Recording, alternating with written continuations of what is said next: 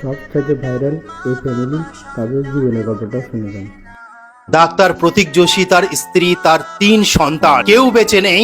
গতকাল প্লেন দুর্ঘটনায় তাদের দেহ পুড়ে ছাই হয়ে গেছে। পুরো পরিবারের দেহ পুড়ে ছাই হয়ে তাদের অস্থি রয়ে গেছে। সেই দৃশ্য আমি দেখাতে পারবো না, যে কি মর্মান্তিক একটি ঘটনা যা আপনার হৃদয় ভেঙে দেবে। ডাক্তার প্রতীক যোশীজি তিনি 6 বছর ধরে লন্ডনে থাকতেন এবং তিনি সফটওয়্যার ইঞ্জিনিয়ারের কাজ করতেন। তার পরিবার সন্তান ভারতে থাকতেন।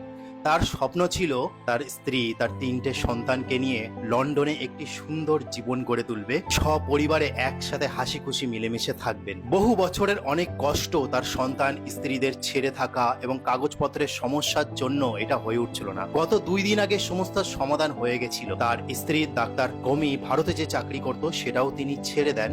সমস্ত ব্যাগপত্র গুছিয়ে সপরিবারে অনেক আনন্দ ছিল, মুখে হাসি ছিল, যে একটা নতুন জীবন শুরু করতে যাচ্ছিল লন্ডনে। গতকালে যে ফ্লাইট ছিল সেই সকালবেলায় তিনি সমস্ত তার পরিবার আত্মীয়জনকে বিদায় জানান হাসি মুখে, যে তোমরা ভালো থেকো, আমরা নতুন জীবন শুরু করতে চলেছি। কিন্তু তার আর স্বপ্ন পূরণ হলো না বন্ধুরা। সে যখন ফ্লাইটে ওঠে সপরিবারে, তারপরেই মাঝ আকাশে সেই প্লেনটি ক্র্যাশ করে। সঙ্গে সঙ্গে এই সেই ফ্যামিলির হাসি জীবনের মুখ গল্পটা 3টে সন্তান, শোনার তার জন্য স্ত্রী, সবাইকে শেয়ার করে তিনিও দিন বেশি করে। মারা যান, সম্পূর্ণ ধন্যবাদ পুড়ে সকলকে। ছাই হয়ে যান। মাত্র কয়েক সেকেন্ডের ব্যবধান, সমস্ত স্বপ্ন চূর্ণ বিচূর্ণ হয়ে গেল, স্বপ্ন ভেঙে গেল। এই হলো আমাদের জীবন। আমরা কি নিয়ে অহংকার করছি? গাড়ি, বাড়ি, জমি, টাকা। তারা তো কোনো অহংকারও করেনি। সেই নিষ্পাপ শিশুগুলো তো কোনো দোষ করেনি।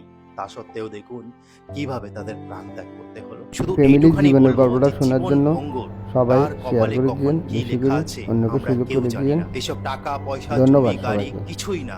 সবকিছু পড়ে থাকবে নিজের জীবনটা চলে গেলে।